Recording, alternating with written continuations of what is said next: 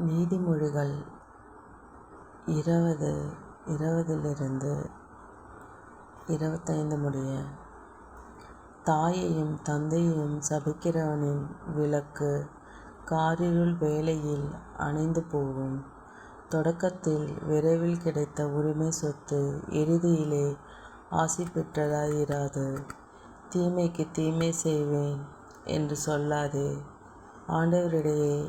ஆண்டவரையே நம்பியிரு, அவர் உன்னை காப்பார். பொய்யான எடைக்கற்களை பயன்படுத்துகிறவரை ஆண்டவர் அறிவிக்கிறார்.